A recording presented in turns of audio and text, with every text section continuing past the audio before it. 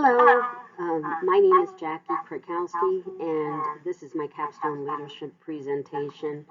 My capstone leadership presentation project was based on community mental health in general, and the programs that are lacking, what we have and what we don't have, and what we can do to make mental health care better in the community.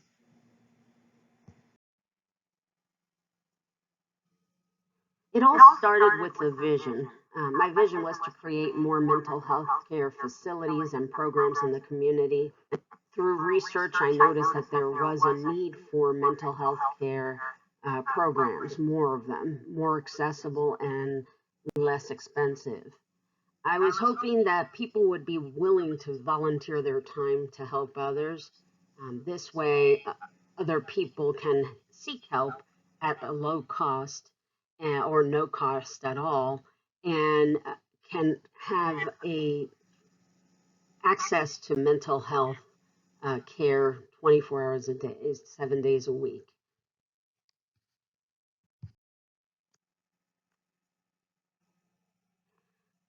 Mental health care is complex because there's so many disorders. There's not just one cure, just one solution. According to the Center for Disease Control, an average of 16,375 teenagers 12 to 19 years die in the United States every year, and less than 1% of the deaths that occur every year in the United States. The five leading causes of death among teenagers are unintentional injury, homicide, suicide, cancer, and heart disease. And suicide is one of the top leading causes of teen deaths, and it can be prevented if there are enough programs and screenings and solutions. And one of the most important things to me was to also promote screening teens at an early age or at early when they're showing symptoms early on, so that we can get to the bottom of what might be happening with them and help them so that they don't end up committing suicide. Teenagers that are showing signs of depression, anxiety, and mental disorders should be screened at school. One wants to help before it's too late. Based on the results of the data, there is a need for additional mental health programs and facilities, and it should be more accessible, less expensive, easier to find. And to quote one of my participants, there shouldn't be a stigma, uh, and it shouldn't be so challenging to find the help that people need. It can be, and this is once again quoting one of my participants, intimidating. Suicide.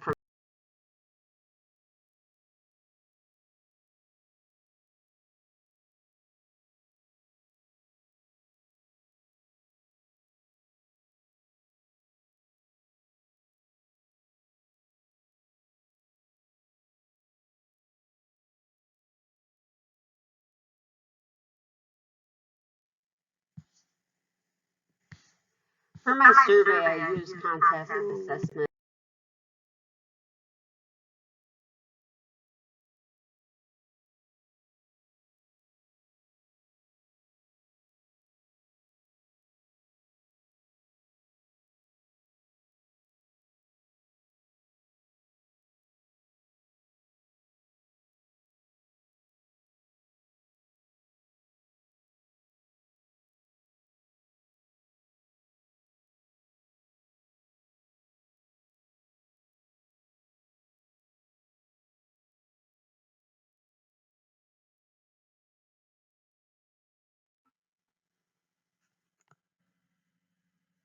My results showed that 66.67% of the respondents placed community mental health on the top of the list of their priorities. An equal percentage feel that there is adequate mental health care, while 40% were neutral. And as far as being more beneficial to have more mental health care programs in the community, 33% of the participants believe that it would be a bit more beneficial to have mental health care programs in the community, and more of them, more accessible ones, and less expensive.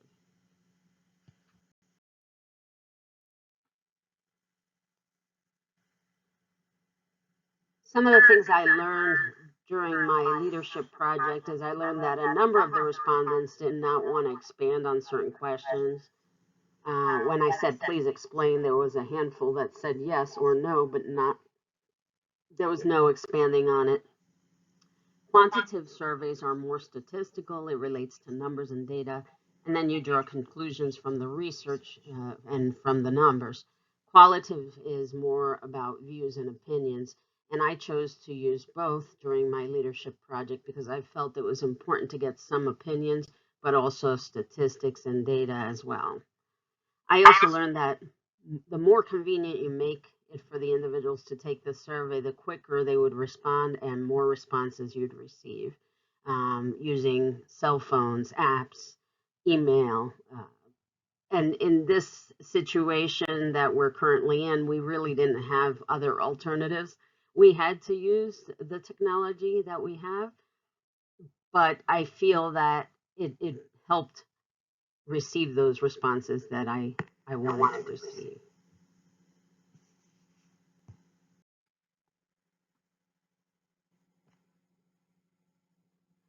Some of the ethical issues that I faced while doing my leadership project was that I decided to choose to include individuals directly related to mental health care. I wasn't sure if I should or not. And the reason for that is, I just didn't know if it would sway in one direction more than the other. But because of this, but I did feel that it was well balanced because it should include everyone. It should be diverse and diversity and inclusion is very important. Should be individuals of all aspects of life and professions. And so in the end, the decision was a good one, but it was an ethical issue that I questioned. Another ethical issue that I dealt with was because I have family members who have suffered from anxiety and depression. Did it put me too close to the issue? But I found out that it actually gave me more motivation, gave me a little bit more insight so I can focus on the questions and the issues. And also, it enlightened me just researching and looking at the responses of the participants. So I think it also was a very positive thing in the end.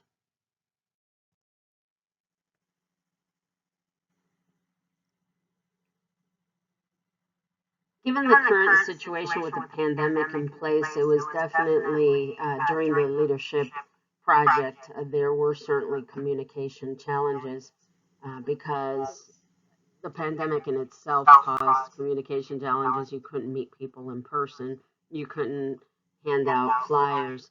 The only form of communication that was available was the phone, internet, and email, texting. There was a great variety of technology that is very valuable, but it's also extremely valuable when conducting a project to be able to see people's reactions and have conversations in person. Emotional intelligence is something else. It may not have been the perfect timing for individuals um, because they had other things on their minds. And, emotional intelligence is all about the timing and what's going on in someone's life, and is it a good time to have a discussion or to conduct a survey. But in the end, it all worked out.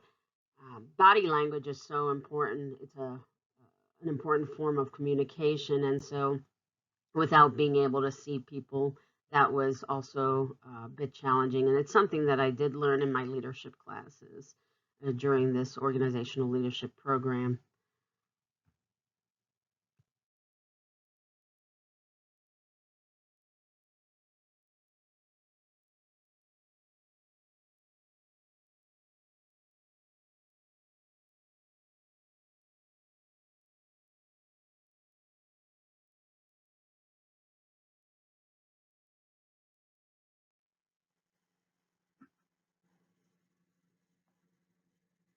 Given that people communicate differently and also individuals interpret things very differently than others, communication is really important in all aspects of life, but effective communication is even more important. And during my leadership project, both written and verbal skills of communication were important. When communicating a message, we have to keep the emotional intelligence in mind and make sure it's the right time to relay that message and have that conversation. And all of these things pertain to my leadership project, as well as it's something that I learned during the organizational leadership program as well.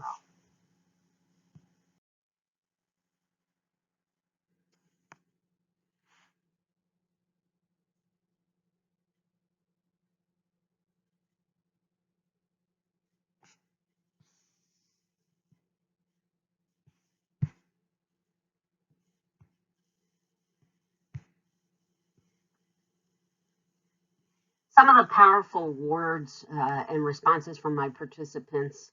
To quote one of my participants, I said, "Yeah, I have seen friends and family struggle with depression and anxiety. Seeking help seemed to be intimidating." And those were very powerful words, and the intimidating part makes me believe even more so that there has to be a better way. Not all private practices, this is another quote from one of my participants, not all private practices accept all insurance, and those that do, not everyone can afford it. Mental health care should be equally funded and their service available to all, equally funded to regular health care.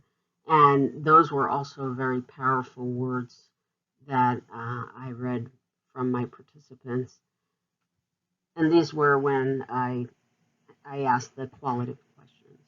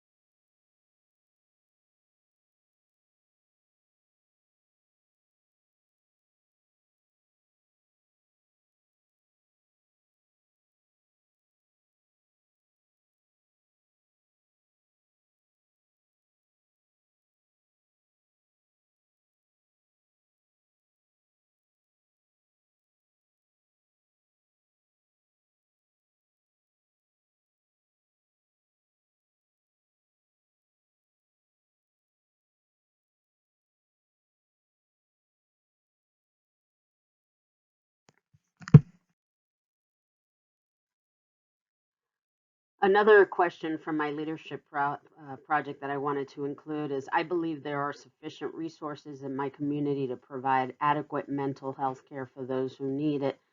And by far, disagrees and strongly disagrees surpassed the strongly agrees and agrees, which in conclusion means that there's a need for more facilities, more programs, which was my thought from the beginning.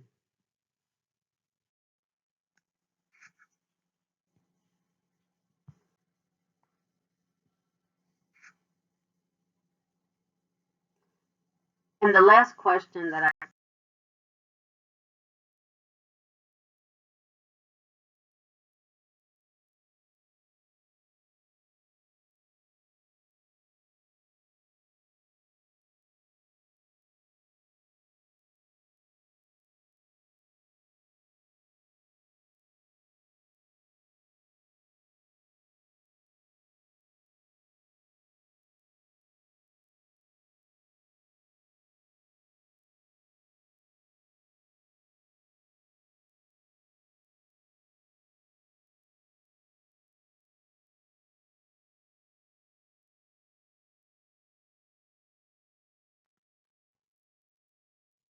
Some of my research questions from the lead project were answered. Some may not have been completely, but my first question: how can we get enough individuals to realize that there's a need? Individuals to realize they need help and to seek it. And the question may not have been answered directly. However, I felt that conducting the survey, the study, and the research brought awareness to this particular issue and made people think about it. Has other communities put a plan like this in place, and has it been effective? I have members from all communities answering the questions. And in the qualitative questions, some individuals answered about that they weren't readily available in the community. Some did mention that they were able to seek healthcare, mental health care in the community. But overall, the question I felt was answered. How can we encourage professionals to volunteer some of their time? I was impressed at how many people in general said yes to this. And it shows that people are willing to help, whether no matter what it is. So this would be a plus because if more people volunteer their time and helped, individuals would have care 24 hours a day, 7 days a week. And if you got enough people to volunteer their time, and also it would make it more affordable for those who can't pay for it if it was voluntarily assisting others, then they'd be able to turn to someone.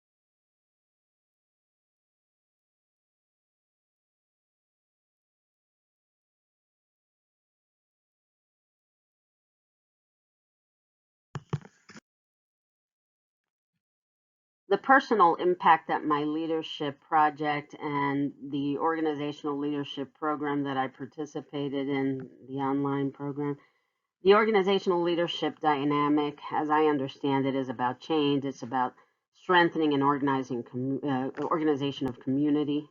And my leadership project was definitely about organization of community and community. Um, Strengthening the community by having more mental health facilities and programs. Effective communication, I learned to communicate effectively both in this class, well, all three in this class during my leadership project and also throughout the organizational leadership program. I've learned to become a better leader because of the organizational leadership program. And my leadership project also involved leadership skills that I learned in the program. Due to COVID-19 situation, access to mental health programs are more important than ever. This morning, I had to add this in. I was watching the news, and there's a program right now in place by the Child Mind Institute. It's hashtag We Thrive Inside, where celebrities help kids get through this now and more. There's personal messages recorded by the celebrities for these children, and I think this should continue.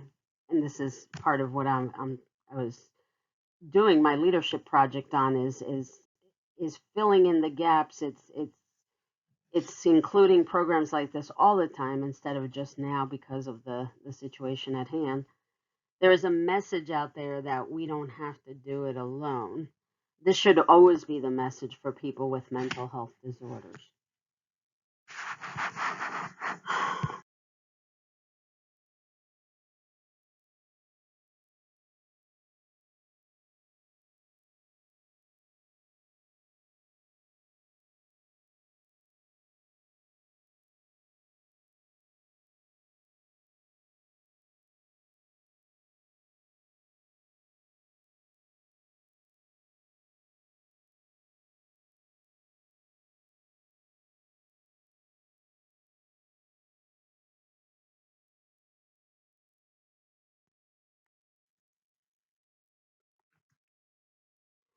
It is always important to know that help is out there.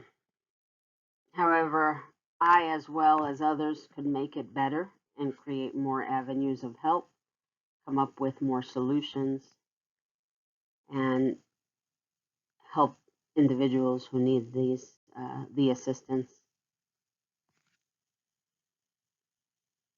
And that concludes my leadership presentation.